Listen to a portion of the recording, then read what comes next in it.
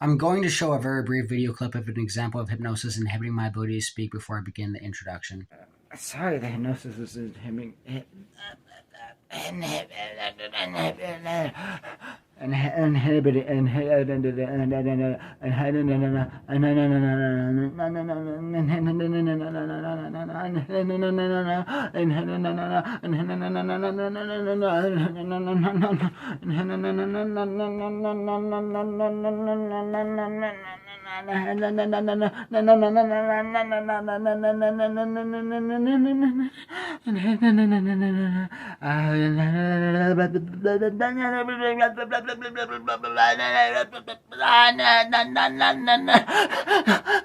Inhibiting.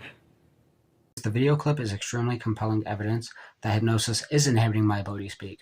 It's more important to pay attention to specifically how much the hypnosis is inhibiting my ability to speak instead of if the hypnosis is inhibiting my ability to speak.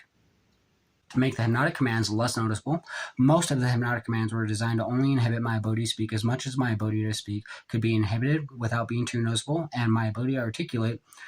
was mostly only inhibited if it was specifically part of my victim testimonial. In order to avoid the hypnotic speech inhibition from becoming too noticeable like it was in the video clip, the hypnosis would not significantly impair my ability to speak as long as it wasn't going to be specifically included in my victim testimonial. A series of different inhibitory hypnotic commands were designed to be elicited in succession to further conceal the hypnotic speech inhibition. The various hypnotic commands would be triggered to interrupt me from beginning sentences or after articulating more than 3 to 9 words to interrupt me from articulating complete sentences. Specific examples of these hypnotic commands include stuttering, slurred or mumbled speaking, excessively slow speech, severe pain, severe physical strain attempting to speak, screaming and or wincing in pain, snapping my fingers, sudden memory repression, sudden induction of confusion, sudden difficulty concentrating, excessively and repetitively uttering subconscious meaningless phrases such as or and abnormally heavy and long breaths, as well as several more. The pain, extreme physical strain speaking, confusion, repression of memory, distraction, difficulty concentrating, etc., were used to momentarily distract my attention from what I was saying. After my attention was distracted, the hypnosis would interrupt my sentences without making me stutter for unrealistically long periods of time by coercing me to excessively and repetitively begin saying something else such as or the hypnosis is inhibiting my ability to speak, or I'm hypnotized to feel pain, or I'm being tortured, or I'm being abused, or I'm trying to talk. This would confuse a majority of people that would watch my videos and deter anyone from watching me scream in pain about hypnosis torturing me and inhibiting my ability to speak for 30 to 90 minutes straight before I would be able to articulate the complete sentence.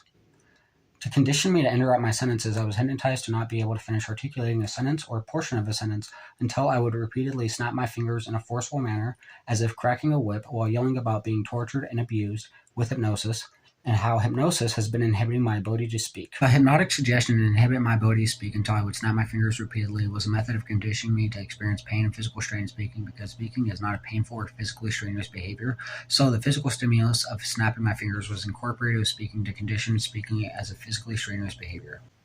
Snapping my fingers was a subconscious symbol for the use of force, because the use of force in some circumstances, such as strenuous exercise, is commonly associated with physical exertion and sometimes even pain as well, hence the phrase "no pain, no gain."